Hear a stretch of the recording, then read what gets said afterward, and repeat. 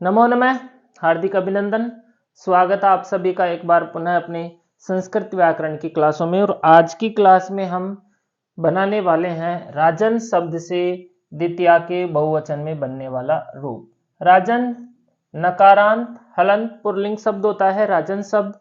और राजन का मतलब हिंदी अर्थ की अगर अपन बात करें तो यहाँ पे राजा होता है।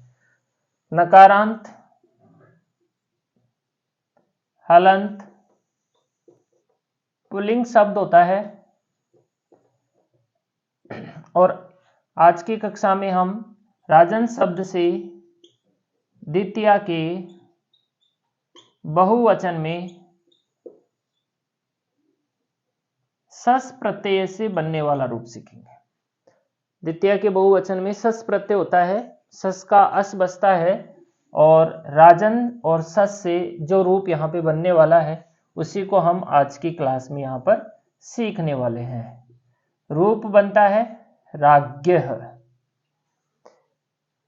यहाँ पे राजन शब्द से द्वितीया के बहुवचन में जो रूप बनता है वो बनता है राज्ञः। अब तक हमने सीधे इसी तरह से राजा, राजानो, राजाना है, राजानम, राजानौ, इसी तरह से हमने रूप बनाए हैं। प्रथमा की बात करें तो हमने अब तक राजा, राजानौ और राजान है। उसके बाद में हमने बनाया द्वितीया के अंदर राजानम, वही राजानौ, और अब यहाँ पे बनेगा अपना राज्ञः है। ठीक है, कौन कौन से सूत्र इसके अंदर काम में आने वाले हैं और क्या क्या इसके अंदर कार्य यहाँ पर होने वाले हैं। शुरू करते हैं अपनी सिद्धि। सबसे पहले राजन शब्दात प्रातिपदिकत्वात्, प्रातिपदिक संज्ञा हम यहाँ पे कर देंगे। प्रातिपदिक संज्ञा होने के बाद में यहाँ पर अब सूत्र लाएंगे स्वौजस मौट छष्टा भ्याम बिस ने भ्याम व्यस नसी, नसी भ्याम व्यस और नस ओस आम नि ओस शुभ इत्यादि ना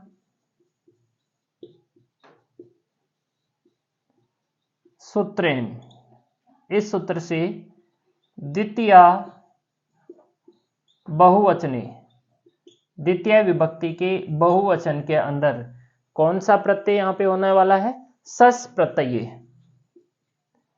सस प्रत्यय, ठीक है। अनुबंध लोप जब हम करते हैं सस का तो यहाँ पे सस के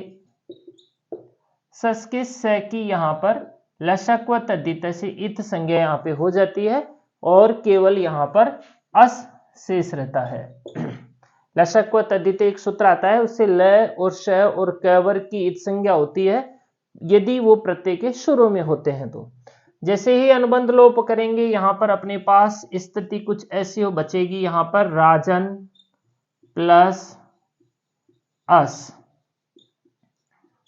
इत्यत्र, ये स्थिति अब यहाँ पर हो चुकी है। ठीक है, अब यहाँ पर हम करेंगे यचि भम। सर्वनाम स्थान यहाँ पे संज्ञा होगी नहीं। अब तक हमने राजन शब्द की यहां तक हमने सर्वनाम स्थान संज्ञा की थी सुड नपुंसक से। अब जब हम राज्ञः बना रहे हैं द्वितीया के बहुवचन में तो यहां पर सर्वनाम स्थान संज्ञा नहीं होगी, यहाँ पे यचि भम से भय संज्ञा यहाँ पर होने वाली है। इति सूत्रेण भय संज्ञा कृते, भय संज्ञा हो जाएगी। जैसे ही भय संज्ञा यहाँ पर होने वाली है उसके बाद में एक सूत्र आता है अलोपो अनः।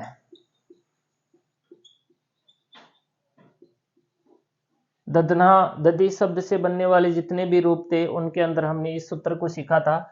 सूत्र है हमारा अलोपो अनः। क्या करता है ये सूत्र, एक बार मैं आपको और बता देता हूं।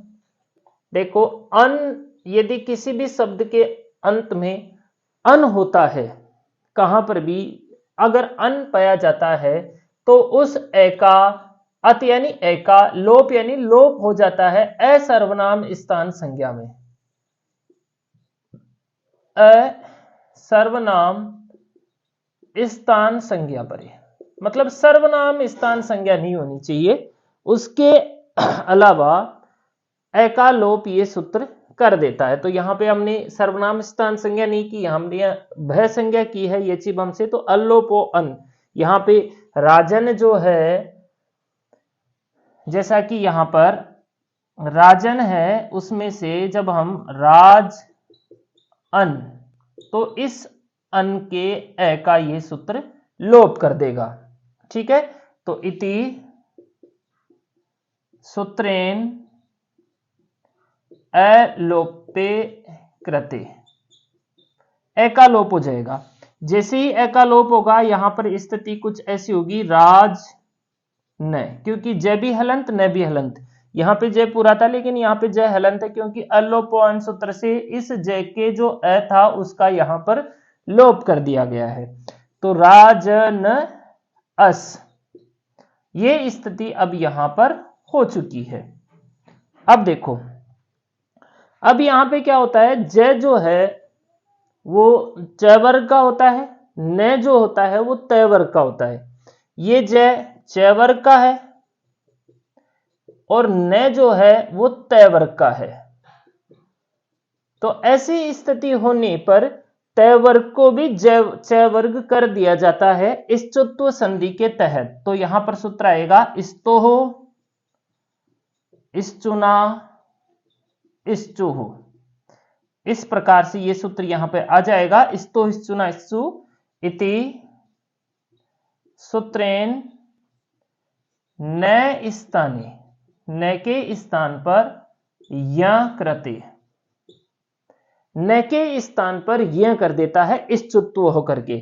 जैसे ही ऐसी स्थिति यहां पर होती है, तो अब यहां पर अपने पास कुछ स्थिति अब क्या हो जाएगी, राज्ञ प्लस अस। ऐसी स्थिति इसलिए होती है जब भी जय को और य को आपस में मिलाते हैं, तो जय और य से ज्ञ बनता है, और इसी कारण से यहां पर जय और न के स्थान पे जो ये हो गया था, तो यहां पर राज्ञ प्लस अस, इस ए को भी इसमें मिला देंगे तो यहां पर स्थिति हो जाएगी राज्ञस। ठीक है, अब यहां पर हम सूत्र लगाएंगे, सस जुसोरु और खर अवसानयो विसर्जनीय है। इस तरह से ये दो सूत्र यहां पर आएंगे। एक सूत्र से इस सस जुसोरु से स को र आदेश हो जाएगा और खर अवसानी विसर्जनीय से र को यहां पर विसर्ग हो जाएगा। जैसे ही ये स्थिति पूरी होगी, यहां पर अपनी सिद्धि बनकर तैयार हो जाएगी, राज्ञः इति रूपम सिद्धम। तो ये थी अपनी राजन शब्द से बनने वाली द्वितीया के बहुवचन में सस प्रत्यय होने पर जो रूप यहां पर बनता है। अगर हम इसी तरह से बनने वाली सिद्धियों की बात करें, तो राज्ञा, राज्ञे, राज्ञः और राज्ञोः और राज्ञाम, ये सारी की सारी सिद्धियां सेम इसी तरीके से यहां पर बनने वाली है। राज्ञा तृतीया के एक वचन में रहेगी, सस की जगह टा प्रत्यय होता है, ट की इत संज्ञा हो जाएगी, आ बचेगा तो राज्ञा बन जाएगी। चतुर्थी एक वचन में राज्ञ बनेगी, पंचमी और षष्ठी के एक वचन में राज्ञः बनेगी, और षष्ठी के और सप्तमी के द्विवचन में राज्ञो बनेगी ओस प्रत्यय से, और षष्ठी के बहुवचन में यहां पर राज्ञाम बन जाएगी आम प्रत्यय होने से। तो राज्ञ के साथ साथ हम बाकी सिद्धियां भी सेम इसी तरीके से, यही सूत्र यहां पर रहने वाला है, सिर्फ इनका जो है ये प्रत्यय यहां पर बदलने वाला है। जो विभक्ति होगी, जो वचन होगा, उसके हिसाब से यहां पर प्रत्यय बदलता जाएगा। तो ये थी अपनी सिद्धि, राज्ञः सिद्धि, बहुत ही सरल व्याख्या के साथ पूरी तरीके से अच्छे शब्दों में आपको समझा दिया गया। धन्यवाद।